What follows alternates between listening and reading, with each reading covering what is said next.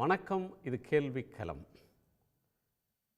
காங்கிரஸ் கட்சிக்கும் பாரதிய ஜனதா கட்சிக்கும் இடையே, தேசிய ஜனநாயக கூட்டணிக்கும் இந்தியா கூட்டணிக்கும் இடையேயான வார்த்தை போர் என்பது கர்நாடகத்தில் தொடங்கி வட இந்தியா முழுவதும் வெப்ப அலையாக வீசிக்கொண்டிருக்கிறது.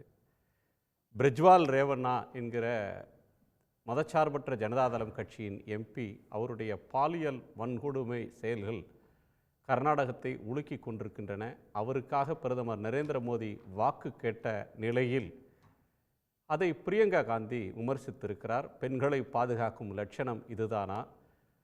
பிரிஜ்வால் வெளிநாட்டுக்கு தப்பி ஓடுவதை எப்படி அனுமதித்தீர்கள் என்று அவர் வினவியிருக்கிறார்.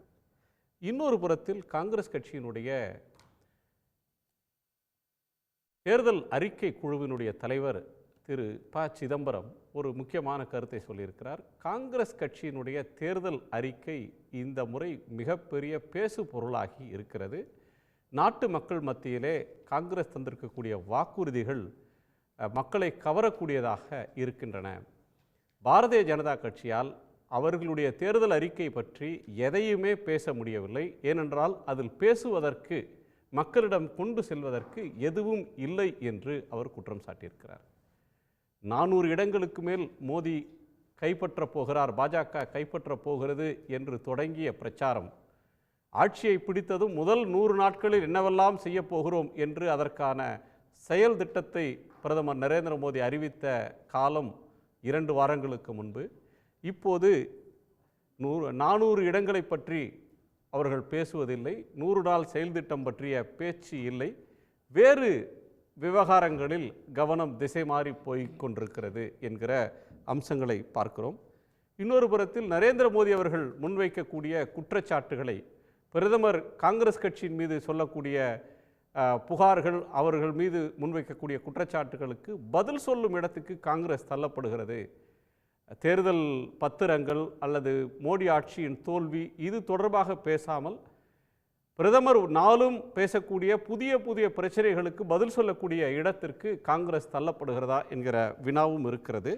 ஆக்கபூர்வமான குற்றச்சாட்டுகள் முன்வைக்கப்படுகின்றனவா அல்லது திசை திருப்பும் உத்தி நடந்து கொண்டிருக்கிறதா என்று விவாதிக்கப் போகிறோம். நம்மோடு இந்த அமர்வில் மூத்த பத்திரிகையாளர் திரு ஆர். கே. ராதாகிருஷ்ணன், விடுதலை சிறுத்தைகள் கட்சியினுடைய நாடாளுமன்ற உறுப்பினர் திரு ரவிக்குமார், தமிழ் தேசிய பேரியக்கத்தின் தோழர் திரு தியாகு, பத்திரிகையாளர் திரு பாக்கி, இவர்களோடு விமர்சகர் திரு வாசுதேவன் ஆகியோர்.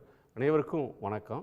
நான் தியாக அவருடைய முதற் பார்வை கேட்கணும். 2 தேர்தல் அறிக்கை அப்படின்ற ஒன்று இந்த தேர்தலில் இருக்குது. காங்கிரஸ் இந்தியா கூட்டணியுடைய அறிக்கை, இன்னொன்று பிஜேபி. தேர்தல் அறிக்கையை அதில் இருக்கக்கூடிய மெரிட் ஸ்கூலில் போகாமல் அதை டிஸ்டார்ட் பண்ணுறாங்க. ஏதேனும் ஒரு சொல்லை மட்டும் எடுத்துக்கொண்டு மக்களிடம் தவறாக பொய் பிரச்சாரத்தை கட்டவிழ்த்து விடக்கூடியதை செய்கிறாங்கன்னு ஒன்று இருக்குது.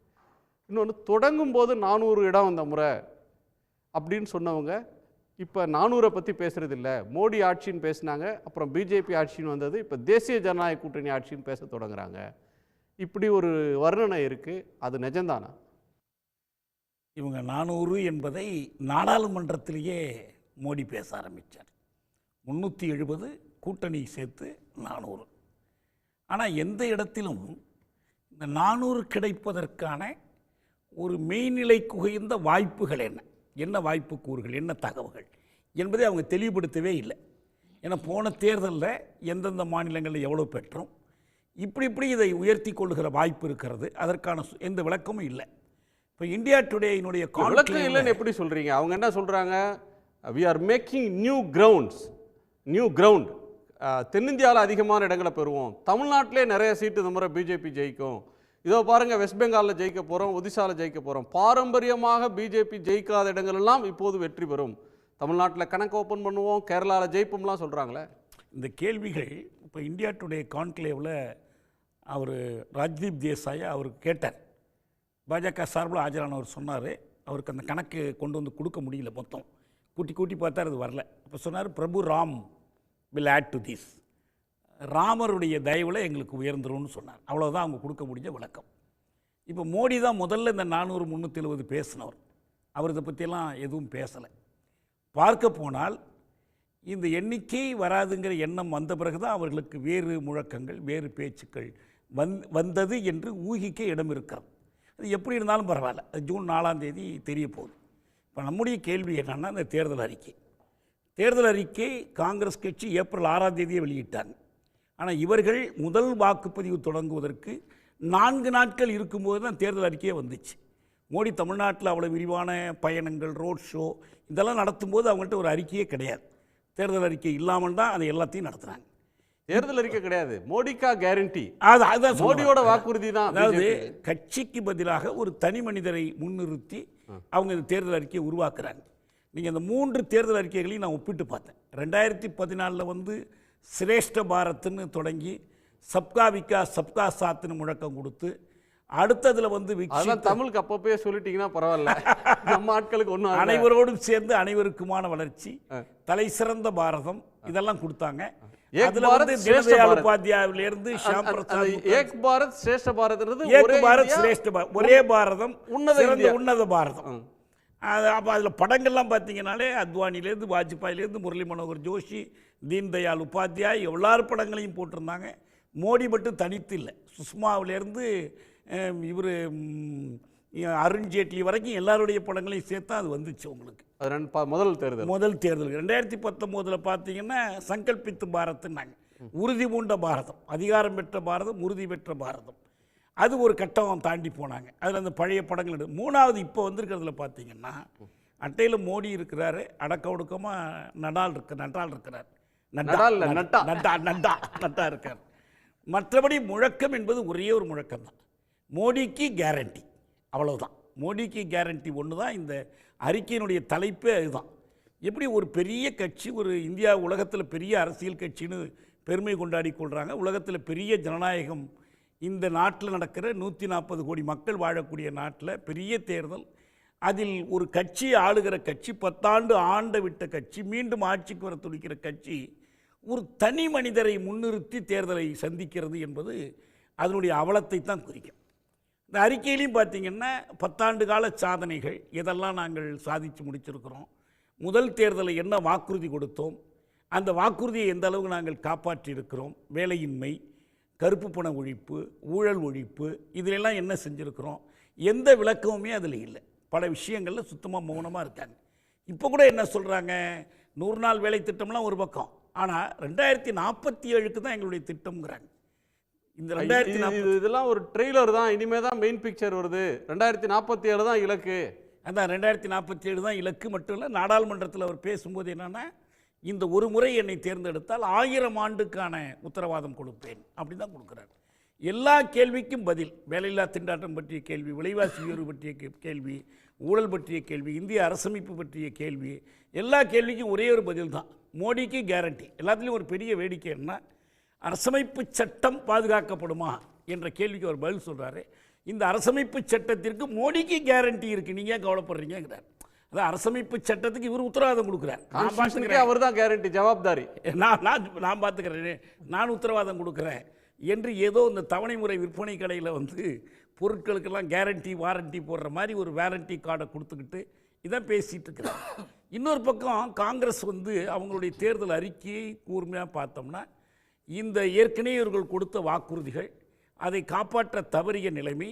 இன்னொன்று முக்கியமாக நான் என்ன பார்க்குறேன்னா, கடந்த காலத்தில் நாங்கள் எல்லாம் சாதித்து முடித்து விட்டோம் என்றெல்லாம் ஒரு பெருமை பாற்றுவதற்கு பதிலாக மாற்றங்கள் செய்ய வேண்டிய தேவை இருக்கிறது, கொள்கைகளில் மாற்றங்கள் செய்யணும்.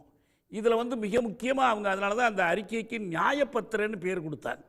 நீதியின் ஆவணம், இப்போ சமூக நீதி சார்ந்த கோரிக்கைகள், சாதிவாரி கணக்கெடுப்பு பற்றிய கோரிக்கைகள், மக்களுக்கு செய்ய வேண்டிய உதவிகள், முழு நிறைவு இல்லை என்னை போன்றவர்களுக்குங்கிறது வேறு செய்தி. ஆனால் இந்த பாஜக அறிக்கையோடு ஒப்பிட்டால் அது வந்து ஒரு உருப்படியான அறிக்கையாக இருக்குது. பாஜக அறிக்கை என்பது அவங்க வார்த்தையில் சொன்னால் அது ஒரு ஜும்லா, அவ்வளோதான், ஜும்லா பத்திர பொய் வாக்குறுதிகளுடைய ஒரு தோரணம் தான் அது. அதுக்கு மேலே அதில் ஒன்றுமே கிடையாது, வார்த்தைகளின் விளையாட்டு தான் இருக்குது. அது தேர்தல் அறிக்கைகள் வந்து விட்டது, மோடி விமர்சிக்கிறதுனால காங்கிரஸுடைய தேர்தல் அறிக்கைக்கு ஒரு நியூ ஸ்டேச்சர், நியூ சிக்னிஃபிகன்ஸ் கிடச்சிருச்சுன்னு சிதம்பரம் சொல்கிறாரு. அது ஒரு பக்கம். இன்னொரு கோணம்னு பார்த்தா, பிஜேபியினுடைய தேர்தல் அறிக்கை பேசு பொருளாக இல்லை அப்படின்னா எதிர்க்கட்சிகள் அதை பொருட்படுத்தலைன்னு அப்படி ஆகுதா? பிஜேபியே அந்த தேர்தல் அறிக்கை பெருசாக பேச மாட்டாங்க, பெருசாக பேசலைங்கிறது ஒன்று. ஏன்னா நானே சொன்ன மாதிரி இங்கே தேர்தல் வாக்குப்பதிவு நடப்பதற்கு 4 நாள் முன்னதாகத்தான் அந்த அறிக்கை வந்துச்சு. அது வரைக்கும் அவங்க அந்த அறிக்கையை வெளியிடலை. அவங்க அது வரைக்கும் அந்த ராமர் கோயில் மற்ற விஷயங்களை தான் நம்பிக்கிட்டு இருந்தாங்க உங்களுக்கு. ஆனால் ஊடகங்கள் அந்த அறிக்கையை எடுத்து வைத்து விரிவாக ஆய்வு செய்திருக்கிறாங்க. எது பிஜேபி அறிக்கையை ஊடகங்கள் தெளிவாக ஆய்வு செய்திருக்கிறாங்க. நிறைய ஆய்வுகள் வந்திருக்கு. ஒன்று. இரண்டாவது என்னென்னா, காங்கிரஸ் தேர்தல் அறிக்கையை எடுத்து வைத்து கொண்டு பேசுவதில் யாருக்கும் எந்த மறுப்பும் இல்லை. ஏன்னா இந்த 2 கட்சிகள் தான் ஆட்சிக்கு வருவதற்கு, ஆட்சிக்கு தலைமை ஏற்பதற்கு வாய்ப்புள்ள கட்சிகள். மற்றதெல்லாம் இல்லை. இவங்க தான் ஆட்சிக்கு தலைமை ஏற்கணும். ஒன்று பாஜக தலைமையில் ஆட்சி அமையணும், அல்லது காங்கிரஸ் தலைமையில் ஆட்சி அமையணும். எனவே ஆனால் தேர்தல் அறிக்கையில் இல்லாததையெல்லாம் சொல்லி, இட்டுக்கட்டி சொல்லி, தேர்தல் அறிக்கைக்கு தவறான விளக்கங்கள் கொடுத்து, எங்கே இருக்குது காட்டுங்கன்னா அவங்களால் காட்டவே முடியல. அப்படி தான் இந்த காங்கிரஸ் தேர்தல் அறிக்கையை மோடி பயன்படுத்தியிருக்கார். அதில் சொல்லப்படாத செய்திகளை சொன்னதாக காட்டுவது. உங்கள் சொத்தை எடுத்து கொடுத்துருவாங்க, தாலி எடுத்து கொடுத்துருவாங்க, நகையை எடுத்து கொடுத்துருவாங்க. அப்படிலாம் ஒன்றுமே இல்லை இந்த அறிக்கையில். இந்த அறிக்கையில் இல்லாத செய்திகளை எல்லாம் இருப்பது போல காட்டி தான் மோடி அமித்ஷாவினுடைய பரப்புரை அமைந்திருக்கு. இதை நடுநிலையாளர்களே ஒத்துக்குவாங்க. பரப்புரை என்பதை வெறுப்புரையாக மாற்றியவர் மோடி. இந்த தேர்தலை பொறுத்த வரைக்கும் பரப்புரை வெறும் வெறுப்புரையாக மாற்றினார். அந்த வெறுப்புரை காங்கிரஸ் மீதான வெறுப்புரையாக கூட இல்லை, இஸ்லாமியர்கள் மீதான வெறுப்புரையாக மாற்றினார். இந்த போராட்டத்தையே ஒரு இந்து முஸ்லீம் போராட்டமாக மாற்றி அதன் மூலம் இந்து வாக்குகளை பெரும்பான்மை பெற முடியும் என்பதுதான் அவங்க வெளிப்படையான தேர்தல் யுக்தி. இதில் ஒன்றும் யாருக்கும் எந்த சந்தேகமும் இருக்க முடியாது. எனவே காங்கிரஸ் தேர்தல் அறிக்கை முறையாக எடுத்து வைத்து அதில் குறை கூறுவது, அதை மறுப்பது, அதை திறனாய்வு செய்வது, அது செஞ்சால் பரவாயில்ல. நல்ல ஒரு காத்திரமான ஒரு அரசியல் போராட்டமாக இந்த தேர்தல் போராட்டம் அதன் மூலமாக மாறி இருக்கும். அதனால் காங்கிரஸ்க்கு என்ன ஆயிடுச்சு, அவங்க தேர்தல் அறிக்கையை வலியுறுத்துவதை காட்டிலும் தங்கள் தேர்தல் அறிக்கை பற்றி பரப்பப்படுகிற பொய்களை மறுப்பதும், அதை பொய் என்று காட்டுவதுமே அவங்களுக்கு முதன்மையான பணி ஆயிடுச்சு. ஸோ காங்கிரஸை டிஃபென்ஸில் தள்ளுறாங்க. அதை டிஸ்டார்ட் பண்ணி ஒரு பாயிண்ட் எதையா ஒன்றை தூக்கி அதை கொஞ்சம் சுற்றி மறுத்து தானே ஆகணும். அப்படி எப்படி மறுக்காமல் எப்படி இருக்க முடியும்? அதில் சொல்லாத ஒன்றை சொன்னதாக காட்டும்போது, இப்போ சொல்கிறது மட்டும் இல்லை, மன்மோகன் சிங் 2006 சொன்னார், 2009 சொன்னார். அதையெல்லாம் எடுத்து வச்சு பார்த்தீர்களா காங்கிரஸ் என்ன சொல்லியிருக்கு பார்த்தீங்களா? ஒன்று மட்டும் அவங்க செஞ்சுருக்கணும். என்ன செஞ்சுருக்கணும்? மன்மோகன் சிங் இப்படி சொன்னார். அதற்கு பிறகு 2014 வரைக்கும் அவர் ஆட்சியில் இருந்தார். அந்த ஆட்சியில் என்னென்னலாம் செஞ்சுருக்கார் பார்த்தீங்கன்னு எடுத்து காட்டினா நம்ம நல்லா விவாதிக்கலாம். பேச்சு வார்த்தைகளை பற்றி பேசுகிறாங்களே தவிர இதை செய்தார்கள் என்று அவங்க காட்டுறதுக்கு ஒன்றுமே இல்லை, பேச்சை தான் சொல்கிறாங்க. எனவே இந்த அறிக்கையை ஒரு தவறான பொருள் விளக்கம் கொடுத்து, ஒரு மிஸ்இன்டர்பிரிட்டேஷன் கொடுத்து, கூறாதவற்றை வாதங்கள்லேயே என்ன சொல்கிறாங்க, you have to read between the லைன்ஸுங்கிறாங்க. நீங்கள் ரீட் பிட்வீன் த லைன்ஸில் you are reading over the lines. இல்லாத வரிகளை எல்லாம் சேர்த்து சொல்லிக்கிட்டு இருக்கிறீங்க. நேரடியாக சொல்லி வாதிடுறோம். அதனால் வேண்டி இதற்கு ஒரே ஒரு கேள்வி தாங்க, மையமான கேள்வி நான் கேட்குறேன். பாஜக அரசு ஊழலை ஒழிப்பதற்கு, கருப்பு பணத்தை ஒழிப்பதற்கு, அவங்க சொன்ன மாதிரி வேலை வாய்ப்புகளை பெருக்குவதற்கு எடுத்துக்கொண்ட அதிரடியான ஒரு பொருளியல் நடவடிக்கை என்ன? ஒரே ஒரு நடவடிக்கை, அவங்க வார்த்தையில் மாஸ்டர் ஸ்ட்ரோக். 2016 நவம்பர் 8 பணமதிப்பு நீக்கம் செய்தது. 500 ரூபாய் 2000 நோட்டுகள் செல்லாதுன்னு அறிவிச்சாங்க. சர்ஜிக்கல் ஸ்ட்ரைக்னு ஒருத்தர் எழுதினார். Surgical strike. மோடியோட வார்த்தை மாஸ்டர் ஸ்ட்ரோக். இது தவறானுச்சுன்னா என்ன கேளுங்கன்னார்.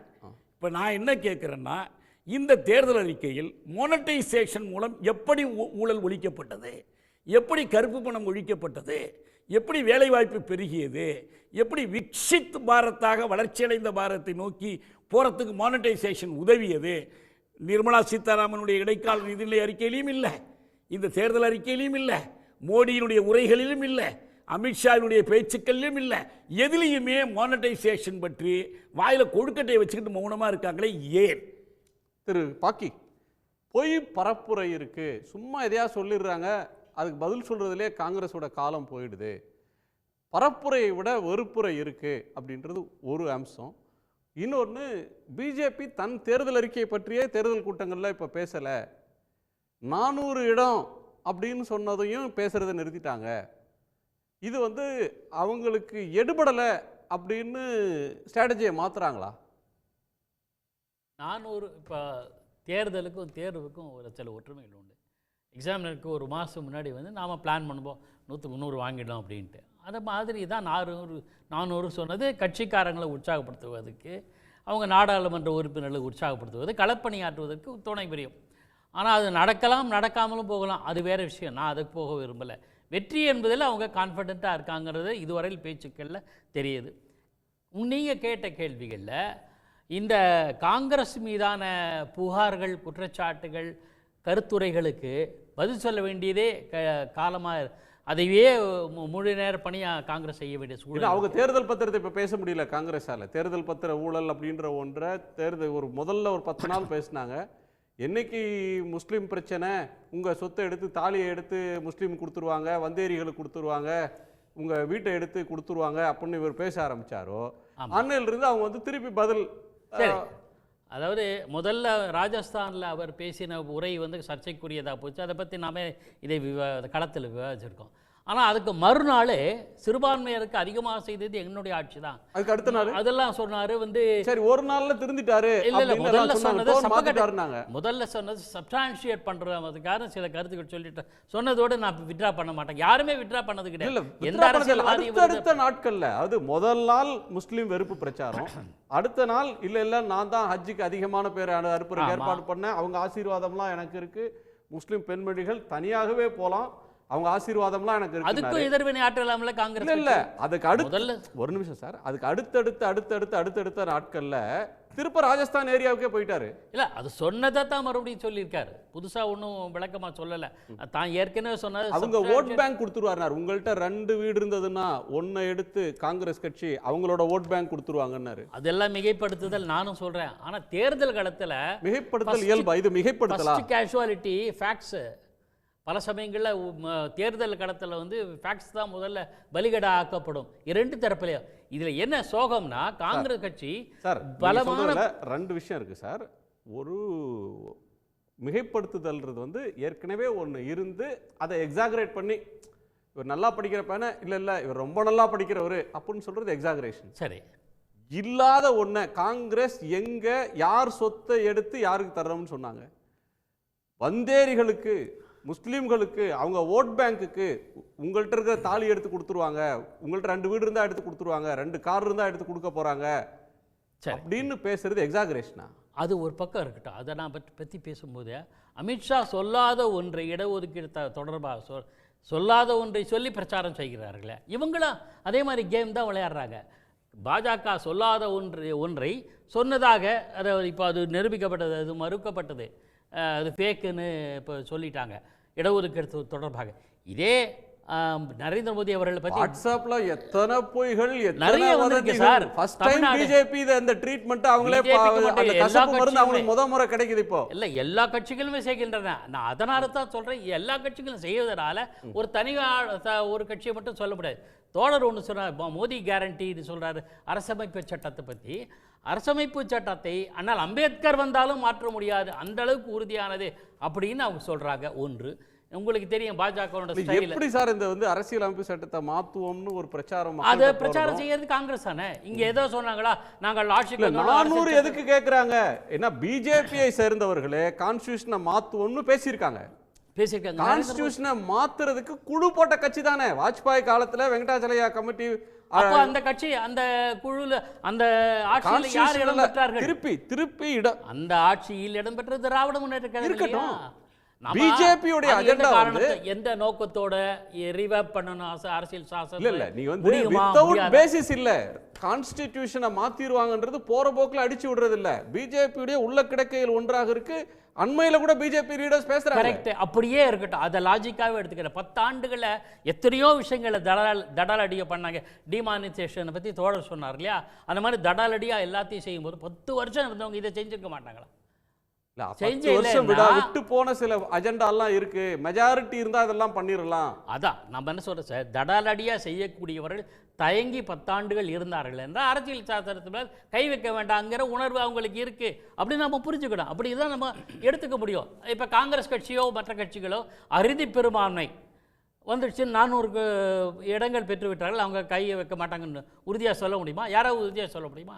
ஆக கான்ஸ்டிடியூஷன்ல திருத்தம் காலந்தோறும் நடந்திருக்கு. 100க்கு மேல திருத்தம், 115 திருத்தம் ரீவாம்ப் பண்றது. முழுக்கவே அரசியல் சாசனத்தை செய்ய மாட்டாங்கன்னு யாரு உத்தரவாதம்? நாம சொல்லலாம்.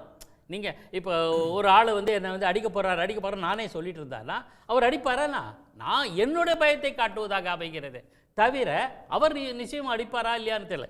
இப்போ தேர்தல் அறிக்கையிலே நியாயப்பத்திரத்திலேயே 370 பற்றி என்ன சொன்னாங்க, சிஏஏ பற்றி என்ன சொன்னாங்க, சிஏஏ பற்றி எதுவும் என்ன சொன்னாங்க சொல்லலையே அப்படின்றதுக்கு மரியாதைக்குரிய முன்னாள் நிதியமைச்சர் ப. சிதம்பரம் என்ன சொல்கிறாரு, ரொம்ப நீளமான தேர்தல் அறிக்கை அதனால் இடமில்லை என்று ஒரு அழகான ஒரு காரணத்தை சொன்னார். நல்ல அவருடைய நகைச்சுவைக்காக பாராட்டுறேன். அது ஒரு பக்கம் இருக்கட்டும். என்ன சொன்னாலும் ட்விஸ்ட் பண்ண மாட்டாங்களா? 370 ரெஸ்டோர் பண்ணுவோம்னு சொன்னாலும் பிஜேபி அதை ட்விஸ்ட் பண்ணோம். இல்ல நான் 370 நாங்க வந்து பண்ண மாட்டோம், அப்படியே ஏத்துப்போம், இப்ப இருக்கிற ஸ்டேட்டஸ் கோ தொடரும்னு சொன்னாலும் பிஜேபி அதை ட்விஸ்ட் பண்ணோம். கரெக்ட். நான் ஏன் அதை சுட்டி காட்டுறேன்னா, திராவிட மாடலுடைய அறிக்கை தான் அதுல வந்திருக்குன்னு நம்ம நண்பர்கள் இப்ப திராவிட முன்னேற்ற கழக நண்பர்கள்லாம் பெருமைப்படுறாங்களே. ஆளுநர் பதவி ஒழிக்கப்படும் காங்கிரஸ் நியாயப்பத்திரத்தில் இருக்கா? காங்கிரஸ் வந்து ஆளுநர்களுடைய ஓவர் ரீச்ச ஆளுநர்கள் வந்து அரசியல் சாசன வரம்புக்கு உட்பட்டு செயல்படுவார்கள், அதை உறுதி செய்வோம், அத்துமீறுவதை அனுமதிக்க மாட்டோம்னு சொல்லியிருக்காங்க. இப்போ பாஜக சொல்லியிருக்காங்களா? அத்துமீறுவதை அனுமதிப்போம் சொல்லியிருக்காங்க. காங்கிரஸ் சொல்லியிருக்காங்க. அரசமைப்பு சட்டத்தை மீறி ஆளுநர் செயல்படுவார் சொல்லியிருக்காங்களா? இல்லையே. நம்ம அப்படித்தான் எடுக்க முடியும். அதே மாதிரி 370, அதே மாதிரி சிஏஏ எல்லாத்துலேயுமே இது முரண்பாடுகள் இருக்கு. ஆனால் பாரதிய ஜனதா கட்சியினுடைய அறிக்கையில் பாருங்க, திருநங்கைகளுக்கு காப்பீட்டு ஃபர்ஸ்ட் டைம் ஒரு தேசிய கட்சியின் தேசிய அளவிலான தேர்தல் அறிக்கையில் தமிழுக்கு முதன்மை தந்திருக்கிறார்கள். நீங்கள் உடனே சொல்லலாம் தமிழுக்கு தரல, மற்ற மொழிக்கு தந்தாங்க அப்படிலாம் சொல்லலாம். பட் அது சொல்லியிருக்காங்கல்ல, இந்திய வரலாற்றில் 75 ஆண்டு கால இந்திய விடுதலை வரலாற்றில் முதல் முறையாக திருக்குறளுக்கு தமிழர்கள் கேட்டுக்கொண்டிருக்கிற ஒன்றிய அரசை பார்த்து கேட்குற முதன்மையான கோரிக்கை, இந்தியாவினுடைய அலுவல் மொழியாக நீங்கள் வந்து ஹிந்தியையும் இங்கிலீஷையும் வச்சிருக்கீங்க. ஹிந்தி எல்லாரும் ஹிந்தி கற்றுக்கிறவரையும் இங்கிலீஷ் இருக்கும். ஆமாம், நீங்கள் இந்திய குடிமக்கள் பேசுகிற அட்டவணையில் இடம்பெற்றிருக்கக்கூடிய அனைத்து மொழிகளையும், தமிழ் உள்ளிட்ட அனைத்து மொழிகளையும் அஃபிஷியல் லாங்குவேஜாக அறிவிங்க அப்படின்றத பிஜேபி ஏற்றுக்கொண்டிருந்தால் தமிழுக்கான மதிப்பு. திருக்குறளை தேசிய நூலாக மதிங்க, அங்கீகரிங்கன்னு கேட்குறாங்க. தமிழை வழக்காடு மொழியாக உயர்நீதிமன்றத்தில் மோடி ஒத்துருக்கார். அது எனக்கும் அதில் உடன்பாடு உண்டு. மோடி ஒரு உரை சொல்லி வந்துச்சு, சட்டம் ஏற்று இல்லை சட்டம் வருது, வேறு நீங்கள் ஆட்சி மறுபடியும் அவங்க தேர்ந்தெடுத்தா செய்வாங்களா? 10 வருஷம் என்ன பண்ணாங்க? 400 இடங்கள் கொடுத்தீங்கன்னா என்ன பண்ணாங்க? அதெல்லாம் ஒரு இருக்கு. தமிழுக்கு என்ன பண்ணாங்க 10 வருஷமா?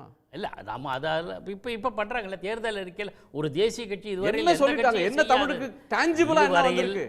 எந்த தேசிய கட்சியும் வட இந்திய கட்சியான பாஜக முதல் முறையாக சொல்லியிருக்காங்களே, அதை பார்க்கணும். அதெல்லாம் விட்டுரும். சமூக விஷயங்கள் எடுத்துப்போம். சானிட்டரி நாப்கின் கொடுக்கறது, திருநங்கைகளுக்கு காப்பீடு, 70 வயது ஆனவர்களுக்கு மோதியே பேசல. அதெல்லாம் நீங்க பேசிட்டு இருக்கீங்க. தேர்தல் மேடைகள்ல மோதியோ பிஜேபியோ பிஜேபி பேசல. அதான் தெரிஞ்சாச்சே, எல்லாம் வெளியில வந்தாச்சே, அதை நாம பார்த்துக்க வேண்டியதுதான். திரு ரவிக்குமார், கான்ஸ்டிடியூஷனை திருத்த போறோம், அரசியல் சட்டத்தை திருத்த போறோம்னு பிஜேபி எங்கேயும் சொல்லல. தேவையில்லாத பீதியை காங்கிரஸ் கிளப்புது. காங்கிரஸ் வந்து பிஜேபியின் மீதான பொய்களை கட்டவிழ்த்து விடுறாங்க. பிரதமர் பேசினது சின்ன ஒரு எக்ஸாகரேஷன், மிகைப்படுத்தல் அப்படின்ற அளவில் திரு பாக்கி சொல்றாரு. வட இந்தியாவிலேருந்து என்ன சார் செய்தி வருது உங்களுக்கு? இல்லை, இந்த அரசமைப்பு சட்டத்தை இவங்க என்ன செய்ய போகிறாங்கங்கிறத பற்றி யூகங்களின் அடிப்படையில் காங்கிரஸ் பிளாக்ல இருக்கிற யாரும் சொல்ல, ஆதாரங்களின் அடிப்படையில் தான் சொல்கிறோம். நீங்களே குறிப்பிட்ட வெங்கடாச்சல கமிஷன் அமைச்சது வாஜ்பாய் காலத்தில், அது ஒரு முயற்சி. அப்பொழுது குடியரசுத் தலைவராக இருந்த திரு கேஆர் நாராயணன் அவர்கள் வெளிப்படையாக இவர்களுடைய முயற்சியை கண்டித்து பேசினார், எதிர்த்து பேசினார். நீங்கள் பாகிஸ்தானை பின்பற்ற முயற்சிக்கிறீர்கள், அதிபராட்சியை கொண்டு வர பார்க்கிறீர்கள் என்று அவர் குற்றம் சாட்டியதுக்கு பிறகுதான் கொஞ்சம் அவங்க வந்து நிதானத்துக்கு வந்தாங்க. இல்லைன்னா அன்னைக்கே அதை முடிச்சிருப்பாங்க.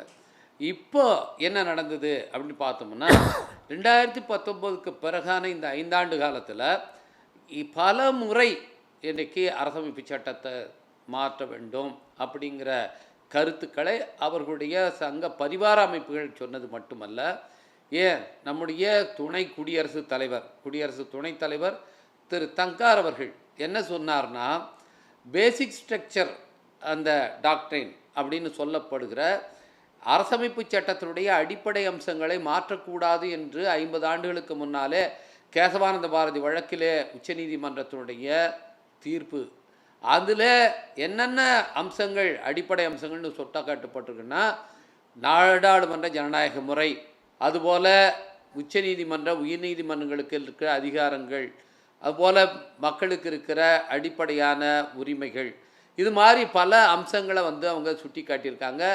அதில் ஒரு அம்சம் வந்து இன்றைக்கி இருக்கிற இந்த கான்ஸ்டியூஷனுடைய சுப்ரீமசி. இதை வந்து தங்கார் வந்து ஓப்பனாக கிரிட்டிசைஸ் பண்ணார். இந்த பேசிக் ஸ்ட்ரக்சர் டாக்டரினை மாற்ற வேண்டிய காலம் வந்து விட்டது என்று பேசினார். பலரும் அதை சுட்டி காட்டினார்கள். ஏன் இவங்களுக்கு இந்த அடிப்படை அம்சங்களை மாற்றக்கூடாதுங்கிற உச்சநீதிமன்ற தீர்ப்பை வந்து அவங்களுக்கு பெரிய தடையாக இருக்குன்னா, இதை எல்லாத்தையும் காலி பண்ணுறதுக்கு அந்த தீர்ப்பு இன்றைக்கி ஒரு பெரிய முட்டுக்கட்டையாக இவர்களுக்கு மாறி இருக்கிறது. எனவே இவங்களுடைய நோக்கம் இன்னொன்று வெளிப்படையாக கர்நாடகாவை சேர்ந்த நாடாளுமன்ற உறுப்பினர் அவரே சொன்னார், நாங்கள் 400 இடங்கள் வெற்றி பெறணும்னு நாங்கள் சொல்கிறதே அரசமைப்பு சட்டத்தை மாற்றுறதுக்காகத்தான் என்று அவர் பேசினார். அவர் இப்போ வந்து இதெல்லாம் மீடியாவில் வந்ததும் உடனே பிரதமர் நாங்கள் விளக்கம் கேட்டிருக்கோம்னு சொன்னாங்க. விளக்கம் எத்தனை வருஷமாக கேட்குறாங்க? அவர் பேசி பல மாதங்கள் ஆகிவிட்டது. இது வரைக்கும் அவர் என்ன விளக்கம் சொன்னார்? அதை ஏற்றுக்கிட்டாங்களா இல்லை அவருக்கு வேறு நடவடிக்கை எடுத்தாங்களா? எதுவுமே கிடையாது. சும்மா ஊரை ஏமாத்துறதுக்கு நாங்கள் விளக்கம் கேட்டிருக்கோன்னு ஒரு வார்த்தை சொல்லிட்டாங்க. எனவே இவர்களுடைய நோக்கம் மறைமுகமான நோக்கமாக உள்நோக்கம்னு நம்ம சொல்ல வேண்டியதில்லை. வெளிப்படையான நோக்கம் இன்றைக்கி அரசமைப்பு சட்டத்தை காலி பண்ணுறது தான் பாஜகவுடைய வெளிப்படையான நோக்கம். ஏன்னா இது எல்லாத்தையும் தாண்டி இந்த பேசிக் ஸ்ட்ரக்சர் டாக்டரினை தாண்டி அரசமைப்பு சட்டம் தாங்க சமத்துவம் என்பதை உறுதிப்படுத்துது. இப்போ சட்டத்தின் முன்னால் அனைத்து குடிமக்களும் சமம் என்கிறது. இவங்க பாஜகவும் அவங்களுடைய தாய் அமைப்பான ஆர்எஸ்எஸோ அல்லது சங்க பரிவார அமைப்புகளோ இந்த சமத்துவம் என்பதை ஏற்றுக்கொண்டதே இல்லை. இதுக்கு முன்னால் சமத்துவம் என்ற கருத்தாக்கம் அவங்களுடைய டாக்டரின் எதுலேயுமே இல்லை. அவங்களுடைய கொள்கை கோட்பாடுகள் எங்கேயுமே கிடையாது. ஏன்னா பிறப்பின் அடிப்படையில் ஏற்றத்தாழ்வை கற்பிக்கிற ஒரு நிலையை ஏற்றுக்கொண்ட அந்த மனுவாதத்தை ஏற்றுக்கொண்ட அமைப்புகள் தான் இவங்க. அப்போ என்ன அவங்க வெளிப்படையாக சொல்றாங்களே, கான்ஸ்டியூஷன் மாத்திட்டு என்ன கொண்டு வர போறாங்க? அதுல இருக்கக்கூடிய சமத்துவம்ன்ற கோட்பாட்டை அழித்து ஒழிப்பது தான் அவங்களுடைய இலக்கு. அதிபர் ஆட்சி முறையை நோக்கி போறாங்க அப்படின்ற ஒரு விஷயத்துக்காக அவங்க முயற்சிக்கிறாங்க. அதை தடுக்கிறது தான் எதிர்க்கட்சிகள் சொல்லக்கூடிய அரசியல் சட்டத்தை பாதுகாப்புன்ற முழக்கம்ன்ற ஒரு கோணம் ஒரு பக்கம். ஆனால் பிரதமர் கடந்த சில நாட்களாக இந்த 400 இடம் ஆப்கி பார் மோடி சர்க்கார்னு ஆரம்பத்தில் சொன்னாங்க, முதல்ல போன தேர்தல். இப்போ வந்து 400 பார் 400 இடங்களுக்கு மேல் அப்படின்ற முழக்கம் தேர்தல் பரப்புரையில் வந்தது. இப்போ அந்த முழக்கம் பெருசாக எடுபடலை அல்லது பெரிதாக இல்லை. ஆட்சிக்கு வந்தால் 100 நாளில் என்னெல்லாம் செய்ய போகிறோம், ஃபர்ஸ்ட் 100 டேஸ்க்கான ஒர்க் பிளான் ஒரு அஜெண்டா பிரைம் மினிஸ்டர் சொன்னார். இப்போ அதை பற்றியும் பிஜேபி பேசலை. இந்தியா கூட்டணி ஆட்சிக்கு வந்தால் 2Gயை விட பெரிய ஊழலை செஞ்சிருவாங்க. இந்தியா கூட்டணி ஆட்சிக்கு வந்தால் 5 வருஷத்துக்கும் ஒவ்வொரு வருஷத்துக்கு ஒரு பிரைம் மினிஸ்டர் இருப்பாங்க. இந்தியா கூட்டணி ஆட்சிக்கு வந்தால் உங்கள் சொத்தெல்லாம் பறித்து மற்றவங்களுக்கு கொடுத்துருவாங்க, உங்கள் தாலி உங்கள்கிட்ட இருக்காது. இப்படி பேசுகிறத நோக்கி நகர்றதை எப்படி புரிஞ்சுக்கிறீங்க? அதாவது கூச்சமே இல்லாமல் பொய் சொல்வதை ஒரு கலையாக இன்றைக்கி அவங்க வந்து வெளிப்படுத்திகிட்டு இருக்காங்க, செஞ்சிட்டு இருக்காங்க. 2019 இவங்க வந்தது என்ன பண்ணாங்க? வெல்த் டாக்ஸை திருப்பி 2015 இவங்க தான் வெல்த் டாக்ஸை காலி பண்ணாங்க. செல்வ வரியை வந்து ரத்து செய்துவிட்டு ஏழை எளிய மக்கள் மேலே அவங்க பயன்படுத்துகிற சாதாரண அத்தியாவசிய பொருட்கள் மேலே 18% வரியை ஜிஎஸ்டி வரியை போட்டு இன்றைக்கு டாக்ஸ் டெரரிசம் என்று சொல்லப்படுகிற வர்ணிக்கப்படுகிற அளவுக்கு வரி பயங்கரவாதத்தை ஏவி கொண்டிருக்கிற ஒரு ஆட்சியாக கடந்த 5 ஆண்டு கால பாரதிய ஜனதா கட்சி ஆட்சி இருந்தது. யாரும் மறுக்க முடியாது. அப்படி இருக்கிறவர்கள் காங்கிரஸுடைய தேர்தல் அறிக்கையில் இல்லாத ஏன் சொல்கிறாங்கன்னா, இதை திசை திருப்பது. ஒன்று, அவருக்கு கடுமையான தோல்வி பயம் வந்துடுச்சு. அவங்களால இன்றைக்கி அந்த வெற்றி மிதப்புலையோ அந்த கழிப்புலையோ பேச முடியல. அது வந்து ரொம்ப ஹாலோவாக இருக்குன்னு அவங்களுக்கே தெரியுது. அதனால் என்ன பண்ணுறாங்கன்னா, காங்கிரஸை ஏங்க நீங்கள் ஒரு தேர்தல் அறிக்கை வெளியிட்ருக்கீங்க, அந்த தேர்தல் அறிக்கையில் இதெல்லாம் நாங்கள் சொல்லிகிட்ருக்கோம். நீங்கள் அப்புறம் பாக்கி சொன்னார்ல, நாங்கள் வந்து திருநங்கைகளுக்கு இதெல்லாம் சொல்ல போகிறோம், தமிழுக்கு இப்படி சொல்ல போகிறோன்னு வந்து ஏன் தமிழ்நாட்டுக்கே தெரிஞ்ச தடவை வந்து தேர்தல் பிரச்சாரம் பண்ணார், எங்கேயாவது பேசுகிறாரா? அதை ஏன் பேசலை?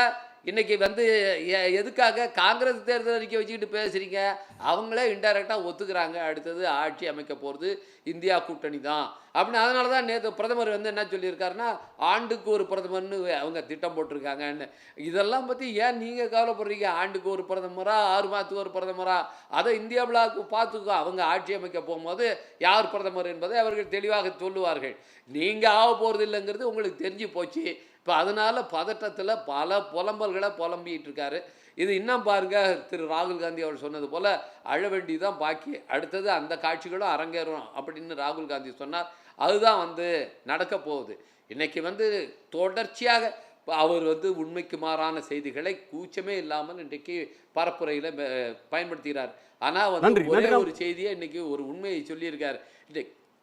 ஒரே ஒரு உண்மையை சொல்லியிருக்காரு. வாஷிங்டன் போஸ்ட்டில் வந்து பன்னூன்கர் என்பவரை கொலை செய்வதற்கு இவங்க RAW அதிகாரிகளே இன்வால்வ் ஆனாங்கன்ற அறிக்கை நேற்று செய்தி வந்ததுக்கு பிறகு வெளியுறவுத்துறை வந்து அவங்க மறுக்கிறாங்க, இதை நீங்கள் வந்து தேவையில்லாத இதெல்லாம் நாங்கள் இன்வெஸ்டிகேட் பண்ணிக்கிட்டு இருக்கோன்னு. ஆனால் பிரதமர் என்ன பேசுகிறாரு, பயங்கரவாதத்தெல்லாம் நீங்கள் முன்னெல்லாம் டாசியர் போட்டது பழைய காலம், இப்போ நாங்கள் ஊடு பூந்து அவங்கள கொல்கிறோம் அப்படி என்று இன்றைக்கி அவர் என்ன செஞ்சோங்கிறத இன்றைக்கி உண்மை என்ன வந்து கனடாவில் குற்றம் சாட்டிக்கிட்டு இருக்காங்களோ அதை உண்மைன்னு இவரே சொல்கிறார். இந்த உண்மை தான் இத்தனை நாளில் அவர் பேசுகிறதில் ஒரு உண்மை அவருக்கு தெரியாமல் அன்றைக்கி வெளிப்பட்டிருக்கு. இது உலக அரங்கில் இந்தியாவுக்கு தலைகுறிவை ஏற்படுத்துகிற உண்மை. அதுதான் அவர் வந்து இன்றைக்கி ஒரு உண்மையை சொல்லியிருக்கார். மற்றபடி எல்லாமே உண்மைக்கு மாறான பொய்களை கொஞ்சமும் கூச்சம் இல்லாமல் பேசுகிறவராக இன்றைக்கு பிரதமர் மாறிவிட்டது. நன்றி நன்றி. திரு வாசுதேவ், உங்கள் கருத்து. புலம்புறார், பயத்துல பதட்டத்துல புலம்புறாரு. ராகுல் காந்தி சொல்றாரு, அடுத்த இன்னொரு கூட்டம் பாருங்க, அங்க மோதி அழுதாலும் அழுவாரு அப்படின்னு சொல்றாரு. அவர் எச்சரிச்சதுனால என்னவோ அது நடக்கல.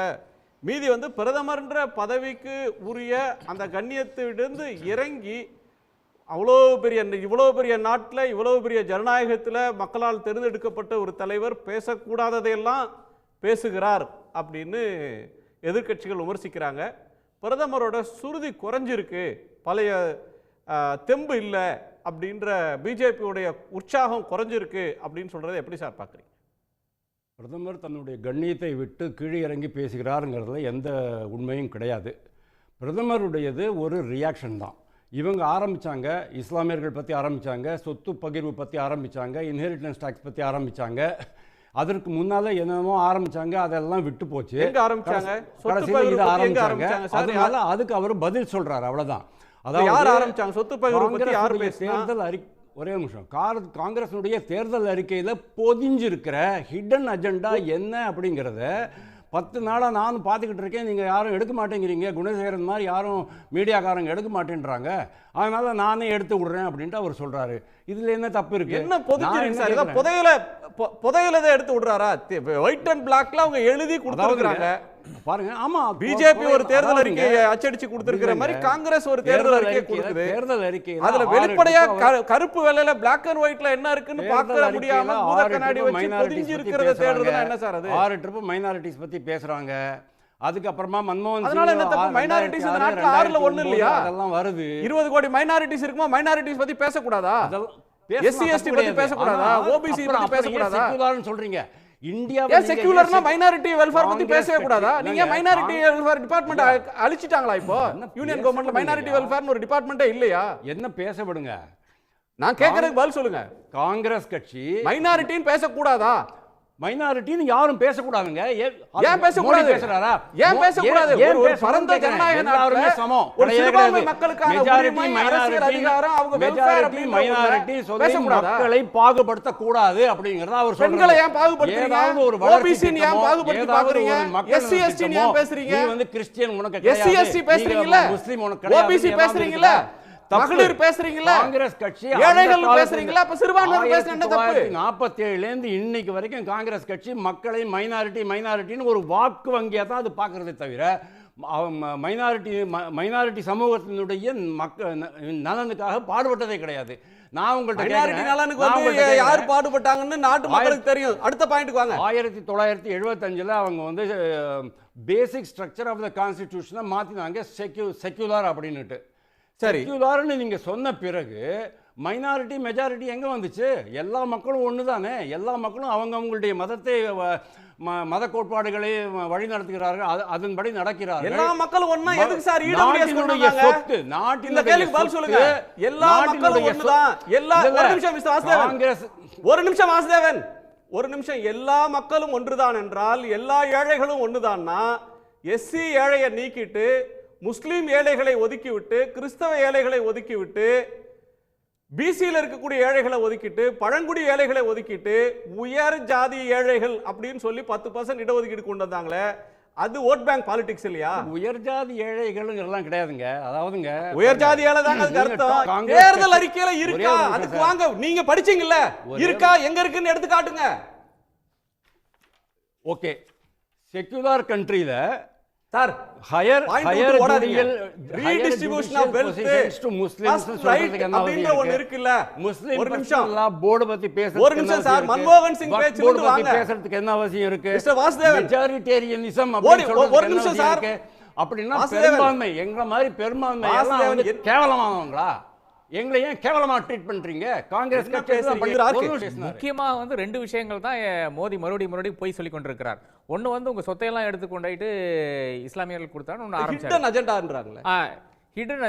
இது வந்து அவர் வந்து என்ன சொல்றாருன்னு பார்த்தீங்கன்னா, இந்த ஹிடன் அஜெண்டா எடுத்து தான் மோடி பேசி கொண்டிருக்கிறார். அதாவது காங்கிரஸ் அறிக்கையில் இல்லாத விஷயங்களை வந்து இவரே ஒரு கற்பனையாக சிருஷ்டிச்சுட்டு அதை வந்து பேசி கொண்டிருக்கிறார். அது ஏன் பேசுகிறாருன்னு பார்த்தீங்கன்னா, அவருடைய தேர்தல் அறிக்கையில் ஒன்றும் காணோம். இந்த கிருஷ்ணன் சொல்லி தான் சில விஷயங்கள்லாம் தமிழுக்கெல்லாம் இருக்கிறதுனால நமக்கு தெரியுது தவிர பிரதமர் வந்து அதை பற்றி பேச மாட்டேங்கிறார். பிரதமர் பேசுகிற 2-3 விஷயங்கள் வந்து ஒன்று உங்கள் மங்கள்சூத்திர, அதாவது தாலியை எடுத்துட்டு இஸ்லாமியர்களுக்கு கொடுத்துருவாங்க, அடுத்து வந்து உங்களுடைய சொத்தையெல்லாம் எடுத்து இஸ்லாமியருக்கு கொடுத்துருவாங்க, அடுத்து இந்துக்களை எல்லாம் வந்து பிடிச்சி ஜெயிலில் போட்டாங்கன்னு நேற்று பூனேல பேசியிருக்காரு.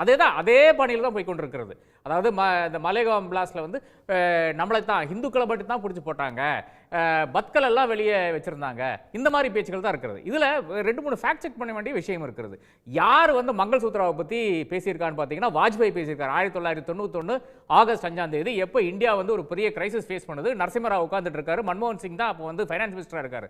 அந்த தருணத்தில் வந்து யார் பேசியிருக்கான்னு பார்த்தீங்கன்னா, நம்ம தலைவர் அடல் பிஹாரி வாஜ்பாய், அவர் பாஜக தலைவர் என்று இப்போ குறிப்பிட வேண்டியதாக இருக்கிறது. அவர் என்ன சொல்லியிருக்கான்னு பார்த்தீங்கன்னா, ஏறத்தாழ 10,000 டன் கோல்டு வந்து இந்தியாவுக்குள்ளால் இருக்கிறது. இதில் வந்து அதாவது இந்த ஜுவல்லரியில் இருக்கிறது.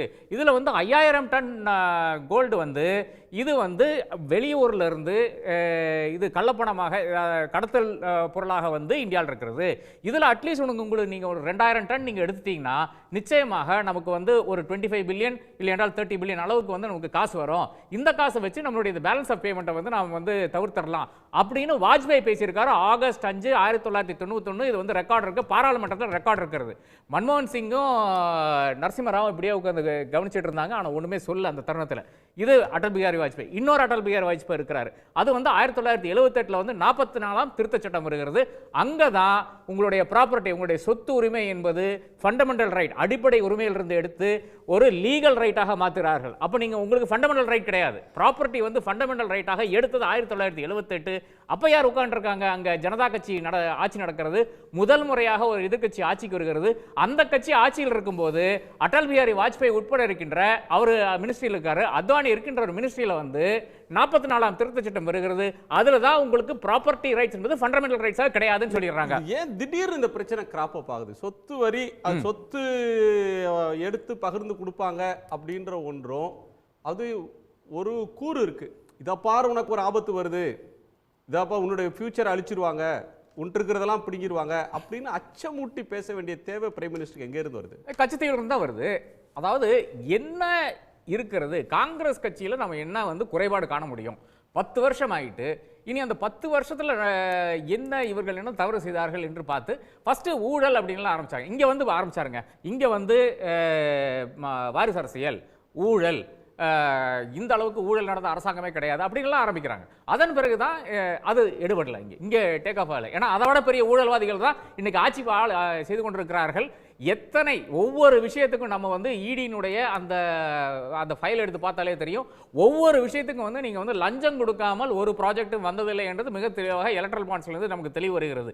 அது ஒரு பக்கம். இல்லை என்றால் ஜெயிலிருந்து வெளியே வர்றதுக்கு நீங்கள் வந்து காசு கொடுத்தா தான் வெளியே வர முடியும், ஆளுங்கட்சிக்கு கூட எலக்ட்ரல் பாண்ட்ஸ் கொடுத்தா தான் வெளியே வர முடியும் என்ற நிலை இருக்கிறது. அப்போ அந்த ஊழல் எடுபடவில்லை. அடுத்தது வந்து என்ன ஆச்சாங்க, இதுக்கு வர்றாங்க, நம்மளுடைய கச்சத்தீவுக்கு வர்றாங்க. கச்சத்தீவில் வந்தால் கச்சத்தீவில் அடிச்சு காலி பண்ணிட்டோம். எல்லாரும் சேர்ந்து தமிழகத்தில் இருக்கிறவங்க அடிச்சு காலி பண்ணிட்டாங்க. கச்சத்தீவுக்கு மீனவர் பிரச்சனைகள் சம்பந்தமே இல்லை என்பது விஷயம் வந்து நாம எல்லாரும் பேசணும். நமக்கு தெரிஞ்ச விஷயமா இருக்கிறது மீனவர்களை காரி துப்பானுங்க. மீனவர்கள் வந்து காரி துப்பான ஒரே ஒரு விஷயத்தை கையில் எடுக்க பார்த்தாங்க. அது தமிழ்நாட்டில் கிளிக் ஆகல. அது அடுத்த கட்டத்தில் பிரைம் மினிஸ்டர் தமிழ்நாட்டுக்கு வரும்போதே அதை மீட்போம் அப்படின்ற இடத்துக்குலாம் போல அவரே. ஆமா, இவருடைய அந்த மோதிகா கேரண்டியிலும் கிடையாது. அந்த இவங்களுடைய அந்த மேனிஃபெஸ்டோல கிடையாது, கிடையாது, ஒரு ரெஃபரன்ஸ் கிடையாது. அப்புறம் என்ன பண்றாங்க, அடுத்த விஷயத்துல காங்கிரஸ் வந்து இந்த மாதிரி இஸ்லாமியர்கள் கொடுத்துருவாங்கன்னு ஆரம்பிக்கிறாங்க. அதுக்கு வந்து பெரிய எதிர்வினை வருகிறது. தேர்தல் ஆணையம் இன்னும் அதை கேள்வி கேட்கவில்லை. நட்டாக்கு ஒரு லெட்டர் எழுதியிருக்காங்க. அது என்ன சார், பேசினவரை விட்டுட்டு கட்சி தலைவருக்கு எழுதுறது? அது வந்து மற்றவங்களுக்குலாம் கேட்குறாங்கல்ல, நீங்க பேசுனதுக்கு விளக்கம் கொடுக்கணும், நீங்க வந்து 48 மணி நேரம் உங்களுக்கு சைலன்ஸ், நீங்க பேசுறதுக்கு தடை அப்படிலாம் பண்ணாங்க. என்னை பொறுத்தளவில் எனக்கு ஒரே ஒரு டவுட் தான் இருக்குது. அதாவது இந்த எலெக்ஷன் கமிஷனே வந்து பிஎம்ஓல ஒரு ரூமில் தான் இயங்குதுன்னு நான் நினைக்கிறேன். அங்கிருந்தால் லெட்டர்லாம் போகிறதுன்னு நினைக்கிறேன். இல்லை என்றால் இந்த அளவுக்கு பயப்பட வேண்டிய அவசியம் ஒரு தேர்தல் ஆணையத்துக்கு கிடையவே கிடையாது. அந்த அளவுக்கு வந்து நம்மளுடைய ஸ்டேஷன்ல இருந்து ஆரம்பித்து கொண்டு ஒரு லிண்டோ ஆனாலும் சரி, கோபால்சாமி வந்து அத்வானியினுடைய ஹோம் செக்ரட்டரியா இருந்த நபர், அவர்லேருந்து ஆரம்பிச்சு அனைவரும் வந்து எவ்வளோ கிளியராக டெமான்ஸ்ட்ரேட் பண்ணியிருக்காங்க. தேர்தல் ஆணையத்தினுடைய பவர்ஸ் வந்து டெமான்ஸ்ட்ரேட் பண்ணியிருக்காங்க. ஆனால் அந்த ராஜீவ்குமார் என்ற ஒரு நபர் வந்து அது கம்ப்ளீட்டாக கெடுத்து குட்டிச்சோராக்கி தேர்தல் ஆணையத்தை வந்து பிஎம்ஓனுடைய ஒரு அப்பண்டேஜாக பாஜகவினுடைய ஒரு கிளை அலுவலமாக, அதான் சொல்லிட்டு இருந்தேன் எப்பவுமே, கிளை அலுவலகமாக மாற்றி விட்டார். அப்போ அதனால தான் அவருக்கு வந்து அது வரமாட்டேங்குது. அப்போ அதுவும் எடுபடவில்லை. இல்லை என்றால் அதுக்கு எதிர்வினை வந்து ரொம்ப தீவிரமாக வருதுன்னு பார்த்துட்டு இப்போ நேற்று மறுபடியும் ஆரம்பிச்சிருக்காரு. ஹிந்துக்களை அரெஸ்ட் பண்ணி உள்ள போடுறாங்கன்னு சொல்லிட்டு பூனேல ஆரம்பிச்சிருக்காரு. இந்த பூனே என்ன மாதிரியான மாநகரம் தெரியுமா? அங்கே வந்து கிரீஷ் பாபட் என்ற ஒரு பாஜகவினுடைய தலைவர் 2019 சூப்பராக ஜெயிக்கிறார். நியர்லி 60% ஓட்ஸில் வந்து ஜெயிக்கிறாரு. காங்கிரஸ் கட்சிக்கு வந்து ஏறத்தாழ 20% ஓட்டு தான் அங்கே வந்து 2019 வந்து வருது. மார்ச் 2023 வந்து இவர் வந்து இறந்து போயிறார். கிரீஷ் பாபட் வந்து இறந்து போயிறார் புனே லோக்சபா கான்ஸ்டிடுவன்சியில். அதன் பிறகு தேர்தலே நடத்தலைங்க. ஒரு வருஷ காலம் வந்து புனே லோக்சபா கான்ஸ்டிடுவன்சிக்கு ஏன் தேர்தல் நடத்தலாம் தெரியுமா? ஏன்னா ஏக்நாத் ஷிண்டே வந்து அங்கே வந்து என்ஜினியர் பண்ணி வெளியே கொண்டு வர்றாங்க, என்சிபி வந்து உடைக்கிறாங்க. அதனால தைரியம் கிடையாது. பிஜேபிக்கு புனே லோக்சபா தேர்தலில் போட்டியிடுறதுக்கான தைரியம் வந்து மார்ச் 2023 இருந்து மார்ச் 2024 வரை கிடையாது. அதனால ஒரு வருட காலம் வந்து இது கிடையவே கிடையாது. இது எங்கேயுமே தேர்தல் ஆணையத்தில் பார்த்தவே கிடையாதுங்க. 6 மாசத்துக்கு மேல நீங்க ஒரு தொகுதியை வந்து வேக்கண்டா வைக்க கூடாதுன்னு இருக்கிறது. அது வேக்கண்டா வைக்கணும் என்றால் அதுக்கு சில லீகல் ப்ரொவிஷன்ஸ் இருக்கு. அதை வந்து நீங்க செய்ய வேண்டும். அது ஒண்ணுமே செய்யாம, ஒண்ணுமே கடைபிடிக்காம அருண்கோயில் இருந்த சமயத்திலே வந்து என்ன பண்றாங்க பாத்தீங்கன்னா, ஒரு வருட காலம் வந்து ஒரு கான்ஸ்டிடன்சியை வந்து ஃப்ரீயா வச்சிருக்காங்க. ஒரு எம்பி இல்ல, ரெப்ரசன்டேஷன் கிடையாது. அது ஏன்னு கேட்டீங்கன்னா பயம். மகாராஷ்டிராவில் பயம், எல்லா இடத்துலையும் பயம். மறுபடியும் போய் நிற்கிறது இதுதான், ஹிந்து கத்தரேமே ஹிந்து டேஞ்சரில் இருக்கிறான், ஹிந்து வந்து நான் காப்பாற்றணும், நாங்கள் தான் காப்பாற்றுவோம் என்ற அந்த புள்ளியில் தான் மறுபடியும் போய் நிற்கிறாங்க. அதற்கு வேற வேற பரிணாமங்களில் வந்து கொண்டே இருக்கும் இந்த மாதிரியான விஷயங்கள். ஒரு சிறு இடைவேளைக்கு பிறகு கேள்வி களத்தில் விவாதிக்கலாம். ஒரு கேள்வியை நேயர்கள் முன்னாடி வைத்திருக்கிறோம். 400 இடங்களுக்கு மேலே வெல்வோம் அப்படின்னு சொல்லி வந்த பிரதமர் 100 நாளில் ஆட்சி அமைச்சது 100 நாள் என்ன செய்ய போகிறோம்ன்ற திட்டம் தயார் அப்படின்லாம் சொன்ன பிரதமர் இப்போ அதை பற்றியான முழக்கங்கள் எல்லாம் பிஜேபி அண்மை காலமாக சொல்லாதது ஏன், கைவிட்டதுக்கு என்ன காரணம்னு கேட்டிருக்கோம். நேயர்களுடைய கருத்தை கேட்டு ஒரு நிமிஷத்துக்கு பிறகு நம்ம விவாதிக்கலாம். ஒரு சிறு இடைவெளிக்கு பிறகு கேள்விக்களம் தொடரும்.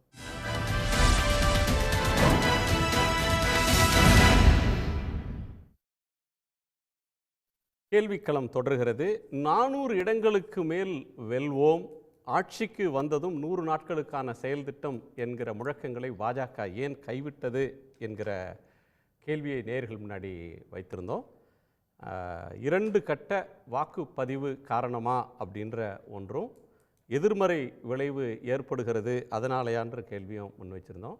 2 கட்ட வாக்குப்பதிவு நிறைவடைந்து விட்டதுனால கைவிட்டுட்டாங்கன்னு 21% பேரும், எதிர்மறை விளைவை அது ஏற்படுத்துது அதனால் அப்படின்னு 5% பேரும், மக்களிடம் எடுபடாததால் அதை பெருசாக பேசுறது இல்லைன்னு 74% பேர் கருத்து தெரிவிச்சிருக்காங்க. அது நேயர்களுக்கு நன்றி. திருப்தியாக நிறைவு பார்வை.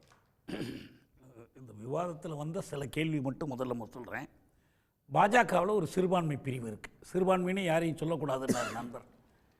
சிறுபான்மை பிரிவு இருக்குது. வேலூர் இப்ராஹிம் என்ன பொறுப்பில் இருக்கார், நீக்கிட்டாங்களா? மத்திய அரசாங்கத்தில் ஆர்எஸ்எஸ்ஸே ஒரு சிறுபான்மை பிரிவை வச்சுருக்கு. அது வச்சுருக்காங்க. ஆமாம், சொன்ன மாதிரி ஆர்எஸ்எஸ்லேயும் இருக்கிறாங்க. வாஜ்பாய் அரசாங்கத்தில் சிறுபான்மை பிரிவு அமைச்சராக இருந்தவர் முக்தர் அப்பாஸ் நக்வி.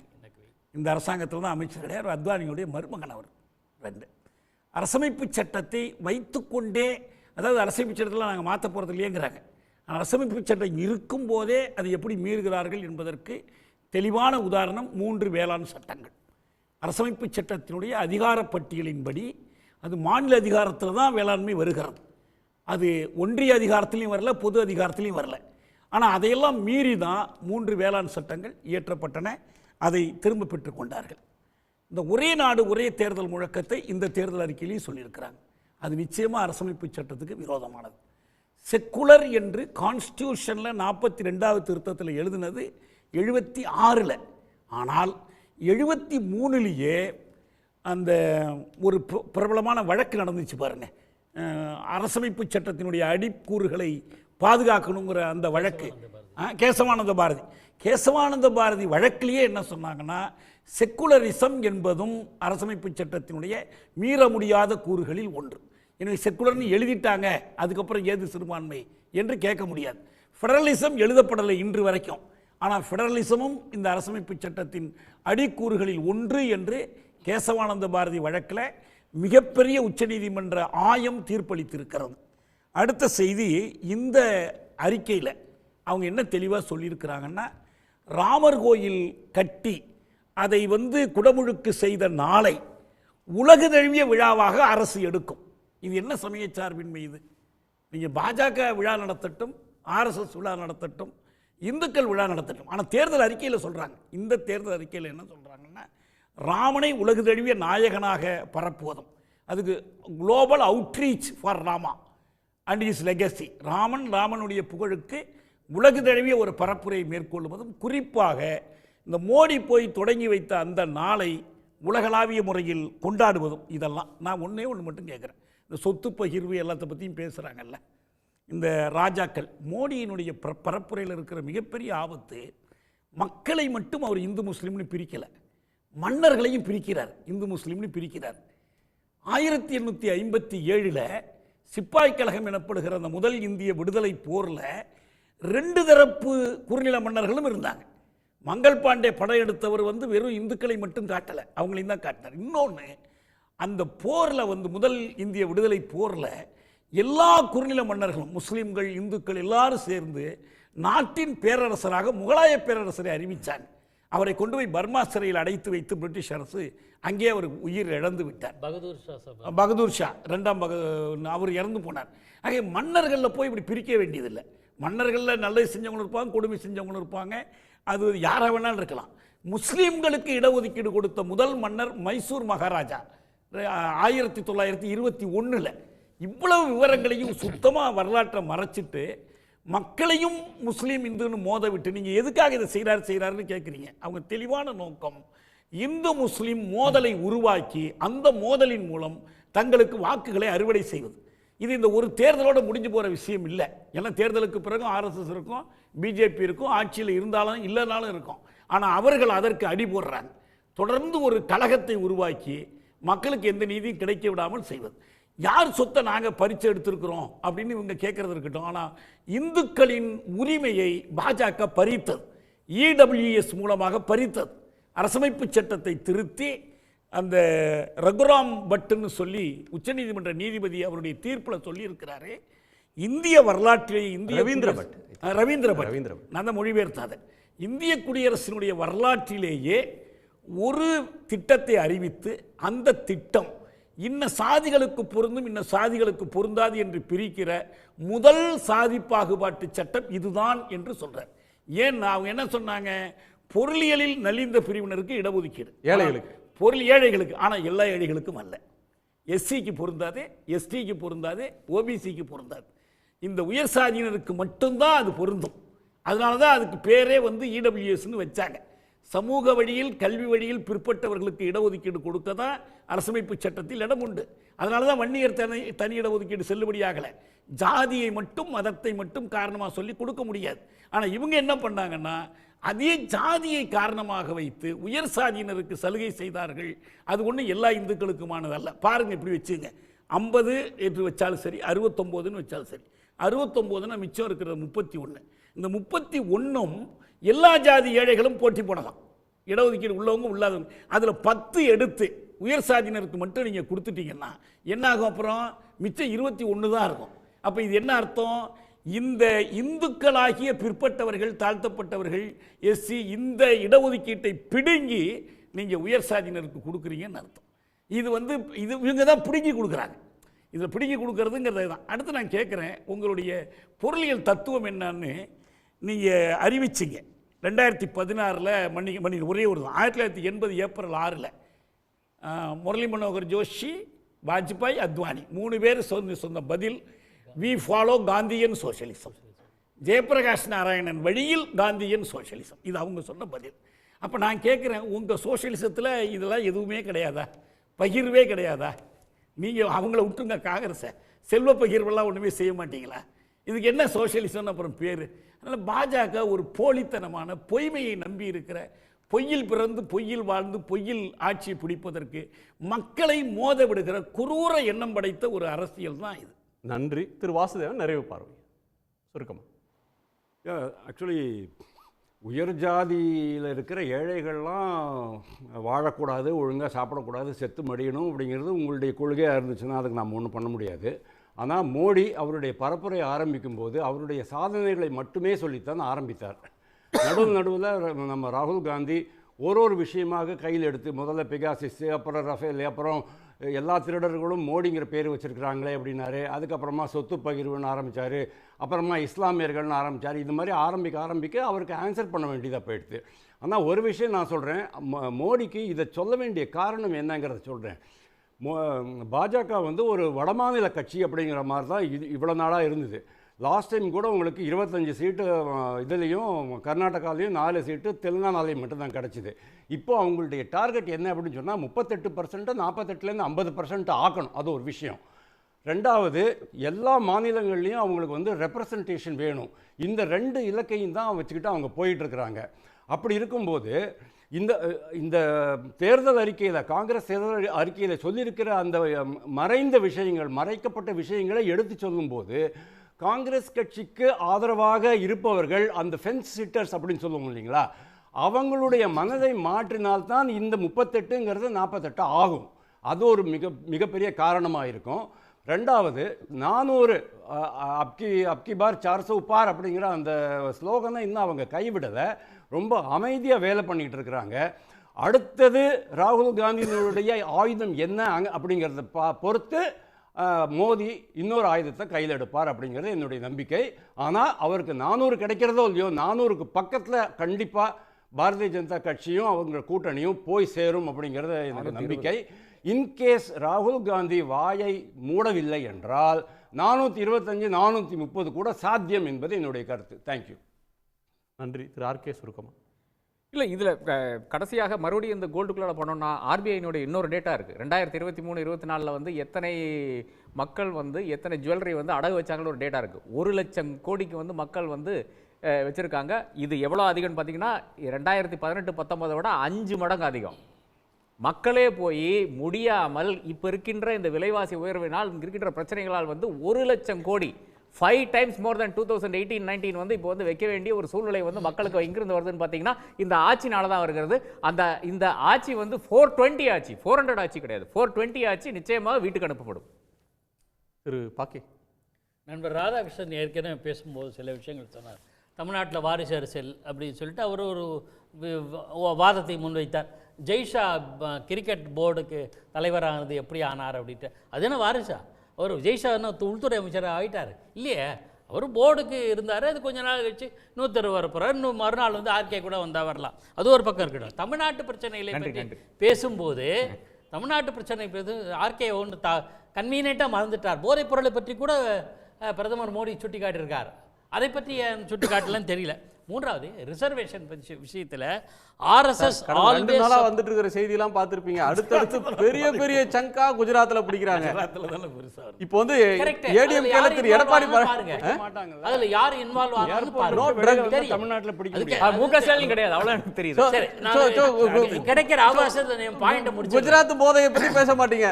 குஜராத்தில் என்ன பாஜக காரங்களை பிடிச்சாங்க தண்டிக்க வேணாம் இல்லை. போலீஸ், குஜராத் போலீஸ், மாநிலம் நரேந்திர மோடி தடுக்க வேண்டியது இவங்க. அதாவது கடலோர காவல் கிடைச்சது சார், அங்க கிடைச்சது. அதுல யார் இன்வால்வ் ஆகுறது விசாரணை தெரிய வரும். அது வேற ஒரு நாள் விவாதம் வரட்டும். ஆர்எஸ்எஸ் ஆல்வேஸ் சப்போர்ட்டட் ரிசர்வேஷன் மோகன் பகவத் சொல்லியிருக்கார். ஆனால் ஆர்எஸ்எஸ்காரங்க பாஜக வந்துட்டு ரிசர்வேஷனுக்கு எதிராகிடும் அப்படின்ற ஒரு பேச்சு. முஸ்லிம் சிறுபான்மையினர் விஷயத்தில் எல்லாரும் எல்லாமே பேசுவாங்க. காங்கிரஸ் கட்சியினுடைய மகாராஷ்டிரா மாநில தலைவர் ஆரிஃப் நசீம் கான் அவர் என்ன சொல்கிறாருன்னா, உங்களுக்கு காங்கிரஸ் தலைவருக்கு கர்கேக்கு கடிதம் எழுதியிருக்கார், உங்களுக்கு முஸ்லீம் ஓட்டுகள் வேணும், ஆனால் முஸ்லீம் வேட்பாளர் வேண்டாமா அப்படின்னா அந்த குறிப்பிட்ட சமுதாயத்தில் நான் அந்த வார்த்தை கூட தவிர்க்கிறேன். சிறுபான்மையினர்களை காங்கிரஸ் எந்த அளவுக்கு மதிக்கிறது?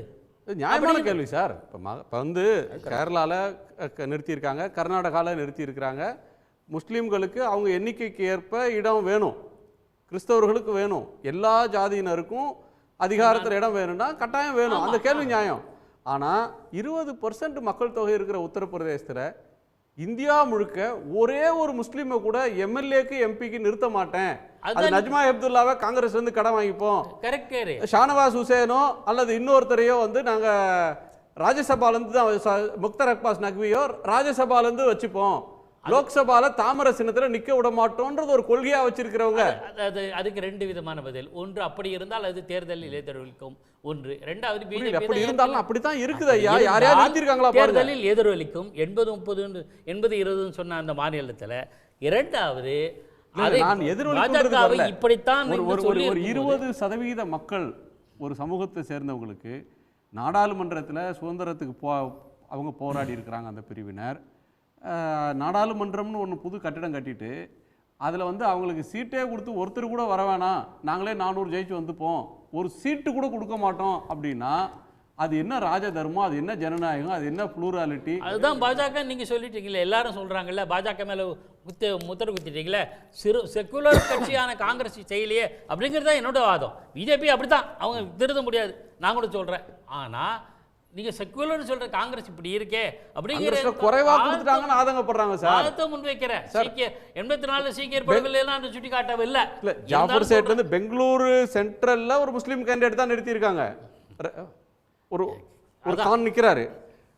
அடிக்குவேட் ரெப்ரசன்டேஷன் தரலன்றது அங்க ஒரு குற்றச்சாட்டு. அடுத்த பாயிண்ட், கட்சியினோட இயல்பு அதுதான் எல்லாரும் விமர்சிக்கிறாங்க. செக்குலர் சொல்றவங்க அப்படி இருக்காங்களாங்கிறத நம்ம கேள்வி. அதனால சொல்லப்படுகிற குற்றச்சாட்டெல்லாம் திட்டமிட்டு யோசி சொல்றாங்க. களம் என்ன என்பதை பார்ப்போம். நன்றி திரு ரவிக்குமார். இந்த 400 இடங்களை வந்து அவங்க இப்போ பேசாமல் மறுக்கிறதுங்கிறது அது எடுபடலைங்கிறது மட்டுமல்ல, அது எதிர்மறை விளைவை ஏற்படுத்திடுச்சு. அது பேக் ஃபயர் ஆயிடுச்சு. ஏன்னா இவங்களுடைய திட்டம் வெளிப்பட்டு விட்டது. 3/2 மெஜாரிட்டியை பெற்றால் இவங்க அரசமைப்பு சட்டத்தை நாங்கள் காலி பண்ண போகிறோம் அப்படிங்கிற செய்தியை அவங்க கட்சி எம்பியை சொன்னதுக்கு பிறகு ஏற்கனவே இருந்ததெல்லாம் மக்கள் இணைச்சி பார்த்து இவங்களுடைய திட்டத்தை புரிஞ்சுக்கிட்டு அதை விமர்சிக்க ஆரம்பித்தார்கள். அந்த பேக்ஃபயர் ஆனதான் அதுக்கு விளக்கம் கொடுத்து அவரால் மாளலை. அதனால தான் அவர் அதை பேசாமல் வேறு அதுக்கு மடைமாற்றி இருக்கிறார். இன்றைக்கி அவங்களுக்கான வரிசையாகவே வந்து ஒரே தேர்தல், ஒரே நாடு ஒரே தேர்தல்ங்கிறது மூலமாக அதிபர் ஆட்சியை கொண்டு வருவது, அதுபோல் இடஒதுக்கீட்டு முறையை ஒழிப்பதற்கு இப்போ இடபிள்யூஸை கொண்டு வந்தாங்க, முழுமையாக இடஒதுக்கீட்டை காலி செய்வது, இதுபோல் மாநிலங்களெல்லாம் சுத்தமாக முனிசிபாலிட்டியாக உள்ளாட்சி அமைப்புகளை போல் அதிகாரமற்ற அமைப்புகளாக மாற்றுவது, தேர்தலையே கட்டுப்படுத்துவது, அதாவது ஒரே நாடு ஒரே தேர்தல் என்பதன் மூலமாக மக்களுக்கு இருக்கிற வாக்குரிமையை கட்டுப்படுத்தப்பட்ட வாக்குரிமையாக மாற்றுவது, இது எல்லாமே அரசமைப்பு சட்டத்துடைய அடிப்படைகளை மாற்றினா தான் தகர்த்தா தான் முடியும். அதுக்கான திட்டம் தான் 400 இடம் அப்படிங்கிறத மக்கள் புரிஞ்சுக்கிட்டாங்க. அது பேக்ஃபயர் ஆனதுனால தான் இன்றைக்கி அதை பேசாமல் வேறு விஷயங்களை பேசுகிறாரு. இதை நாம் சரியாக புரிந்து கொண்டு பாஜக என்பது நாடாளுமன்ற ஜனநாயகத்துக்கு எதிரான ஒரு கட்சி, சமத்துவத்துக்கு எதிரான ஒரு கட்சி, இந்திய ஜனநாயகத்தை ஏற்காமல் ஒரு எதேச்சாதிகார சர்வாதிகார ஆட்சி முறையை நோக்கி இந்தியாவை கொண்டு போக விரும்புகிற கட்சி என்ற பரப்புரையை இன்றைக்கி எதிர்க்கட்சிகள் மக்கள்கிட்ட தெளிவாக எடுத்து சொல்ல வேண்டிய தேவை இன்றைக்கு இருக்கிறது நான் நினைக்கிறேன். நன்றி. உங்கள் அனைவருடைய கருத்து பகிர்வுக்கும் பங்கேற்புக்கும் நன்றி. மீண்டும் சந்திப்போம். இது கேள்விக்களம் மக்களின் மேடை.